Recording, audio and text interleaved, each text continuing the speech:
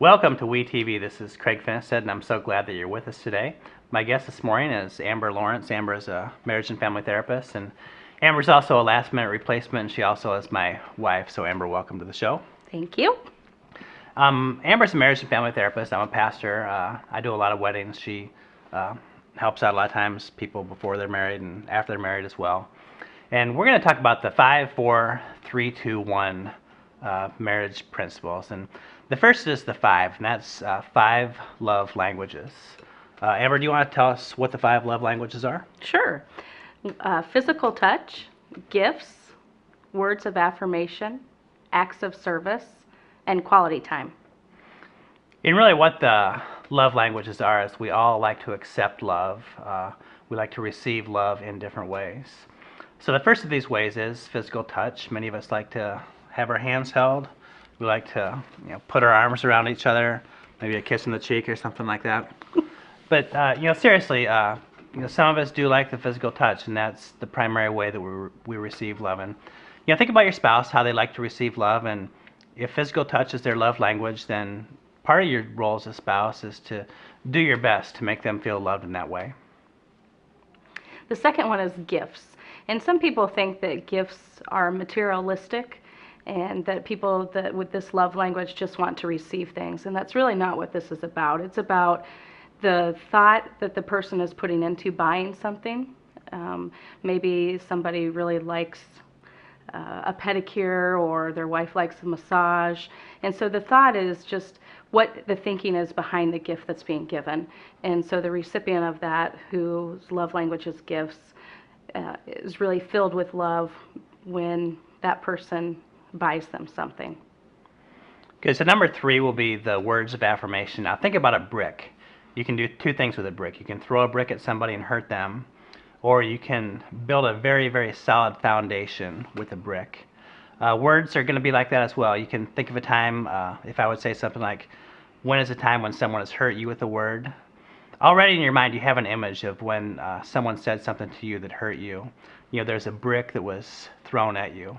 But words of affirmation is not going to be like that. What a word of affirmation will do is it will build a solid foundation. So think about in your relationship how you can affirm your spouse. If you have kids, if you have other relationships in your life, build the foundation with bricks. Use positive words of affirmation, encourage, uplift.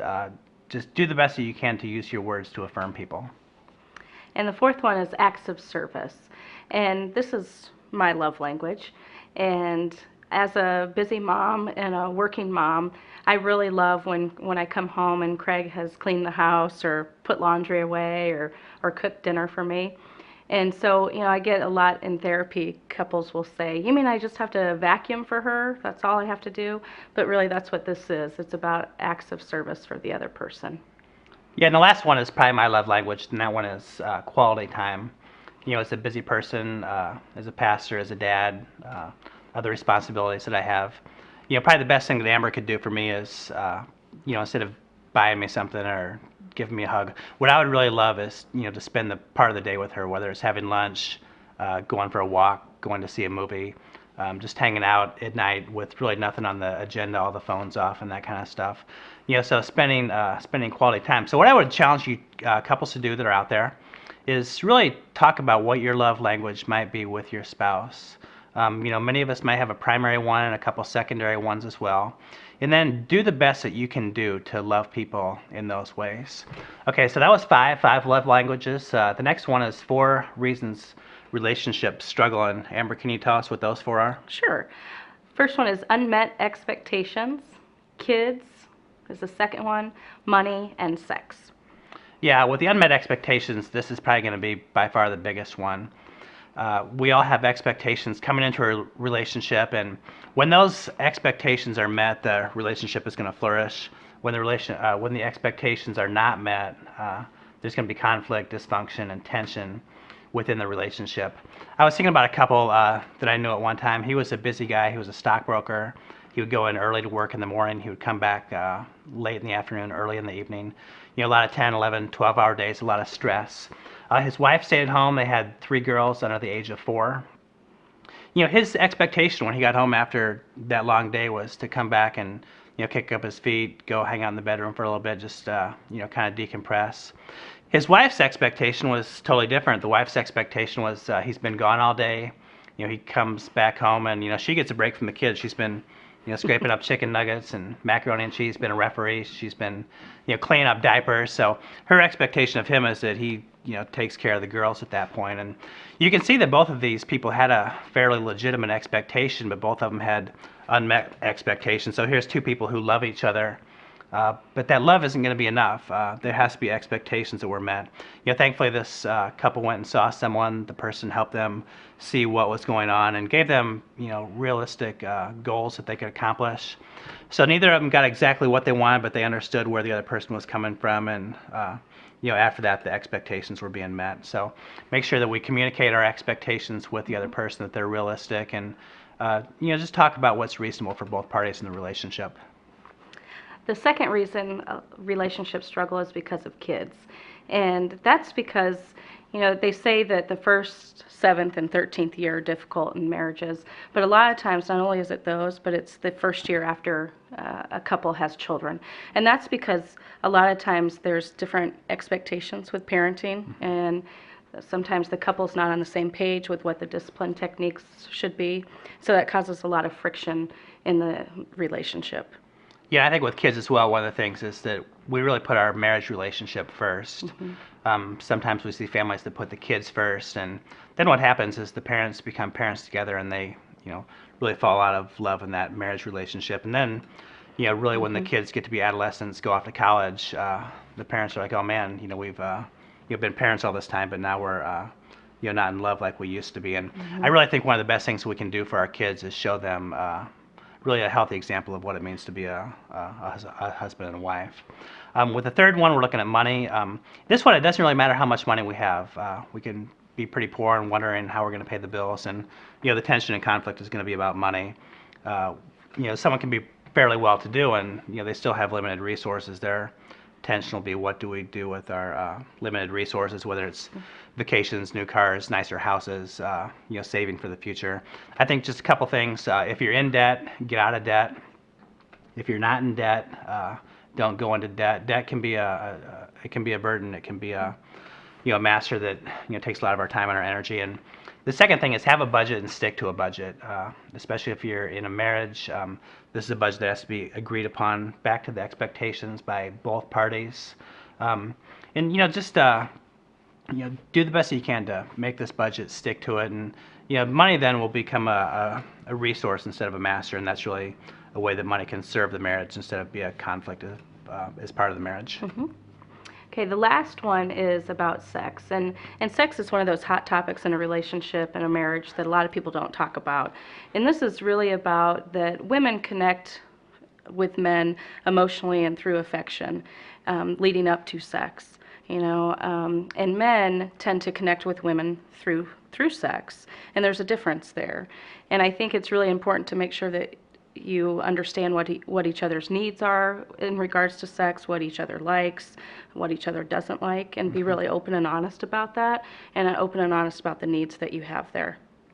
Yeah, and studies have shown that the couples that have the highest satisfaction with their sexuality are also couples that report being in a long-term relationship with a high degree of emotional intimacy. So, we can see that sex becomes less physical in these cases, and more of an emotional or almost a spiritual act. Now on to number 3, the 3 levels of a relationship. And what I want to look at here is the 3 Greek words for love. The words are eros, phileo, and agape. Now, eros is where we get our word erotic from, and what this suggests is a sensual or a sexual love between two persons. Now, most couples make it to this first level. We're all mammals. We're attracted to each other. So, the attraction that people have is really the first level of a relationship. The second level is a whole lot better. This is the word phileo. This is where our city, Philadelphia, we call it the city of brotherly love. And what this is it's a love because the other person deserves to be loved.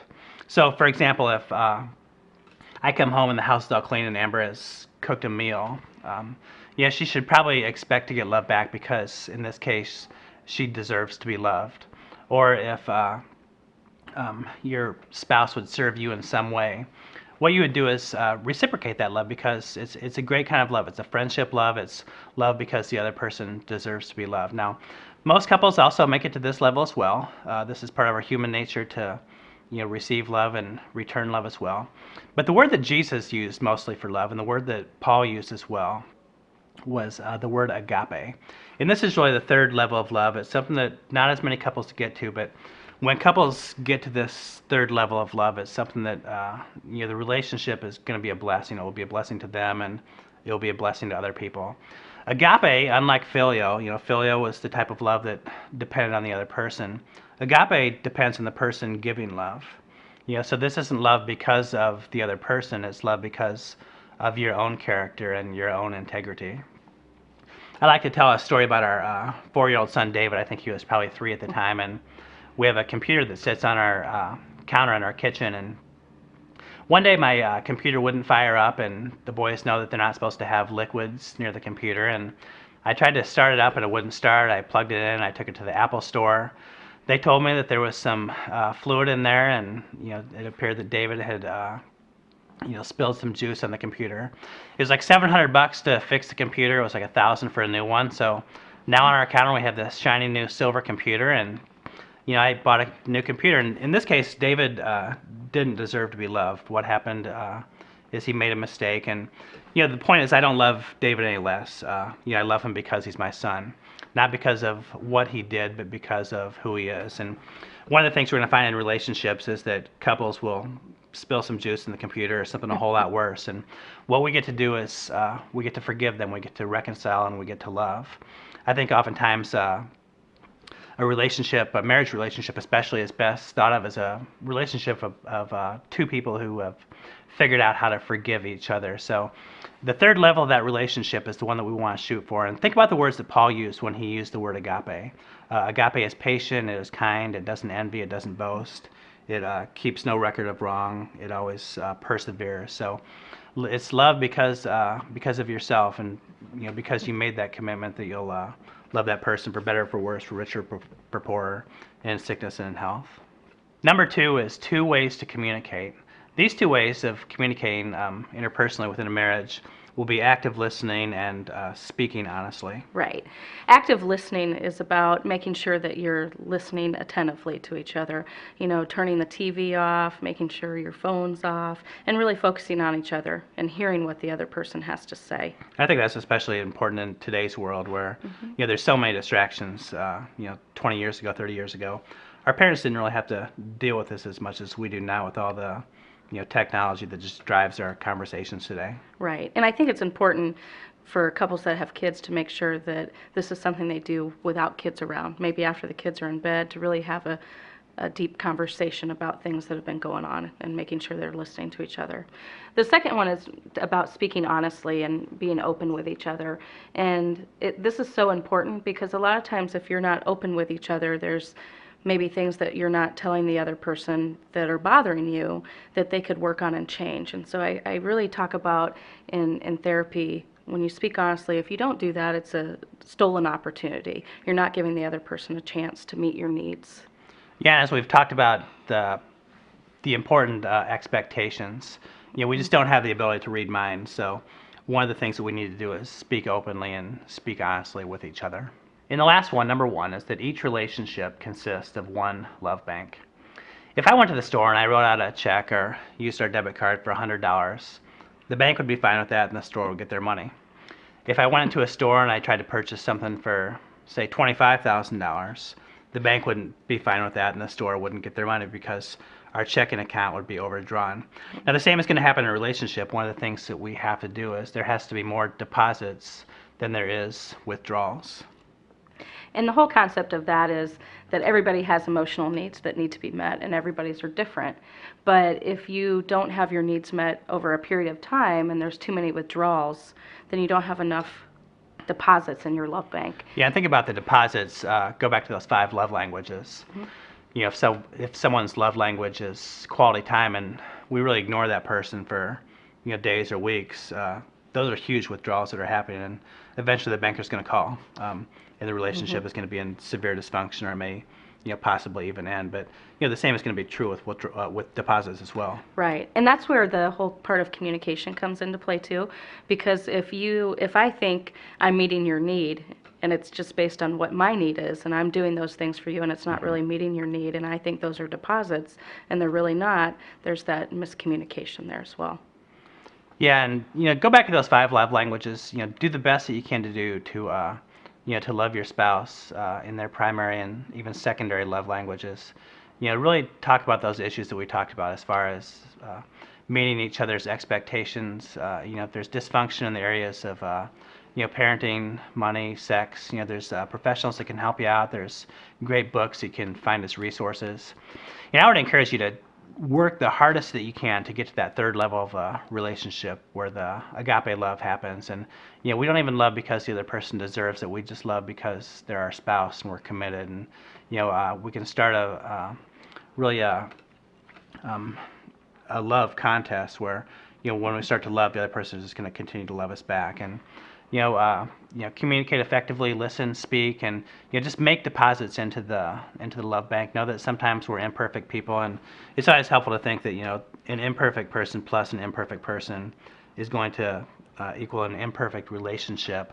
But the relationship can still be good and it can still be growing. And we don't want to settle in our marriages. We want to be blessed by each other, and we even want to use our marriages to bless others, bless our kids, bless our friends, And glorify God. and glorify God. All right, Amber, thank you for being with us so much. And anytime we have a void in the show at the last minute, you're going to be our guest. Now, you did such a great job, so thanks for that. Oh, wow. Okay, thanks. I want to thank you for watching us as well. I invite you to join us next week. And I also invite you to worship with us on Sunday, April 17th. We're going to conclude our sermon series in the last words of Jesus on that day. One of the words that Jesus said during his last day was that you will be with me forever. And Jesus was inviting one of the criminals on the cross next to him into an eternal relationship with him. And we're going to discover that it's not necessarily good people who will go to heaven, but it's forgiven people who will go to heaven. So I want to thank you so much for being with us today, and I invite you to join us next week on WETV.